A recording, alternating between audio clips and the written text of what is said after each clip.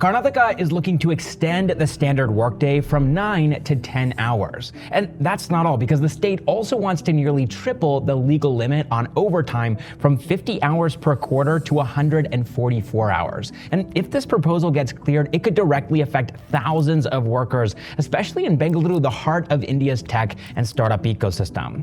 Welcome to our weekly Indian Startup News Show. I'm Caleb Friesen, your host, and you're watching Backstage with Millionaires.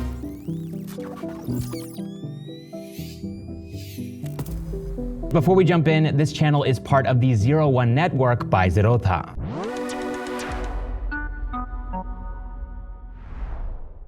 Okay, now getting back to our story, the Labor Department says that it's simply aligning with central guidelines and points to similar moves in states like Gujarat, Maharashtra, and Uttar Pradesh. And supporters, including Karnataka's Chamber of Commerce, argue that longer hours could actually help startups and boost output and stay competitive in the fast-moving global market. And some even say that the younger workforce today is better equipped to handle this kind of grind. And this line of thought pretty much echoes what Infosys' co-founder Narayana Murthy said a couple of years ago, that more hours might mean more productivity, and now Karnataka seems ready to actually test this idea on the ground. But not everybody is on board. Worker unions are calling this plan unconstitutional. Maitreyi Krishnan from the All India Central Council of Trade Unions warns that copying labor policies from states known for poor working conditions like Uttar Pradesh and Chhattisgarh could trigger an exodus of talent. And her concern is that Bengaluru, despite being India's startup capital, could end up losing its edge if employees feel overworked and undervalued.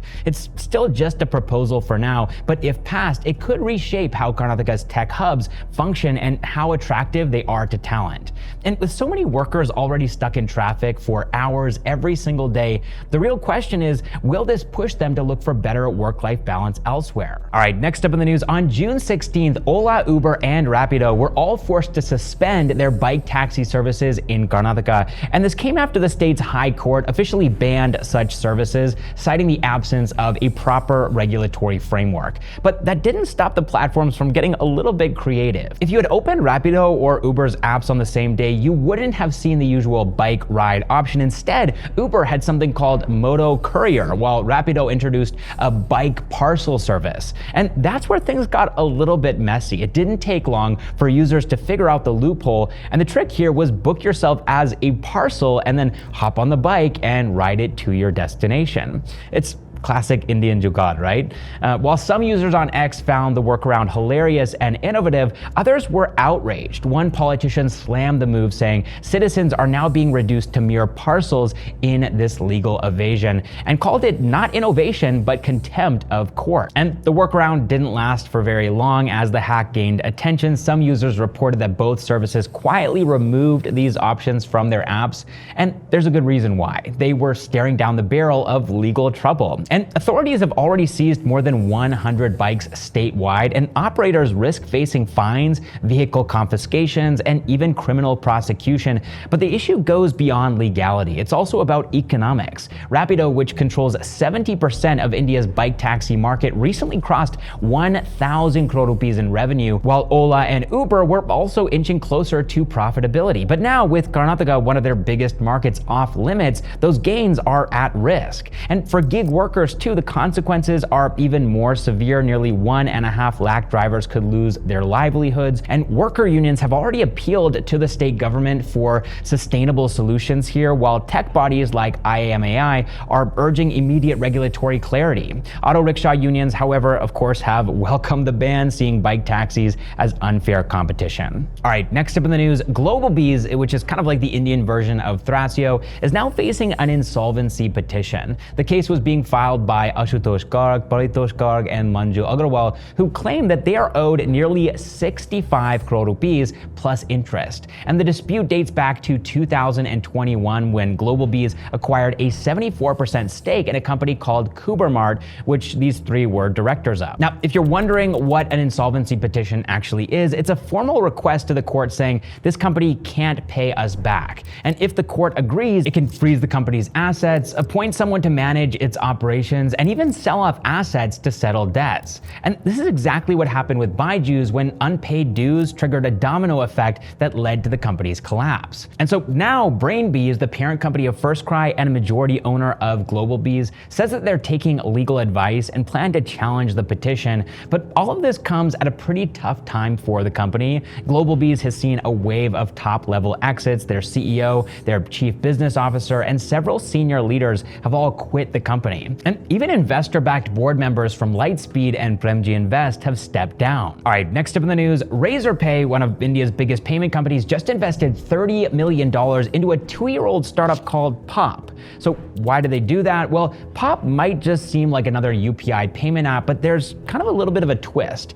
Every time you use Pop to pay somebody, you earn points called Pop Coins. And these coins can be exchanged for discounts and freebies from popular online brands. And if this sounds familiar, it's because that's exactly what Cred did, but instead of rewarding credit card payments, Pop rewards everyday UPI transactions. And this strategy is clearly working for them. In just 2 years, Pop has quickly grown into India's 21st largest UPI app, handling over 13 million transactions last month alone. But again, why is Razorpay so interested in this company? Well, here's the thing. Payments alone aren't enough anymore. Businesses today need ways to keep customers coming back, and loyalty programs like Popcoins are perfect for that. And so with this investment, Razorpay isn't just handling payments anymore, they're helping online brands build lasting relationships with customers, boosting loyalty and sales along the way. All right, now let's move into some quick news items here, but I did something a little bit different this week. I just went on X and I asked this question to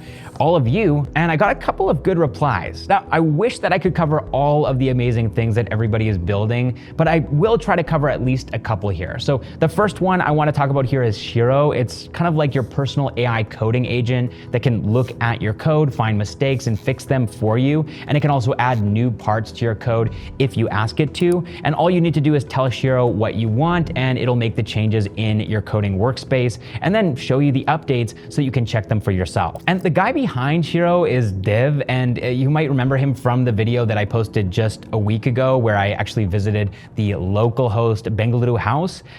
So now we'll move on to the next one here. We have this website called Does Your Idea Exist? And it was created by Krishna. It uses RAG, that's Retrieval Augmented Generation, to validate business ideas by comparing them against a database of 500,000 startups offering a free service. So if you have an idea that you think is unique, you can simply go on this website and check it for yourself. And then finally, we have Elfina Health. It was created by Tanvi Agrawal. And Elfina Health is this client-therapist matching service. It basically helps you to find the right therapist. Tanvi says that they don't just ask a few questions. Elfina takes a deeper look at who you are, your thoughts, your feelings, and what you need using over 40 different variables. All right, now let's move to the funding news segment for today's video. This week, Indian startups raised a total of $108 million, which is lower than last week's $132 million.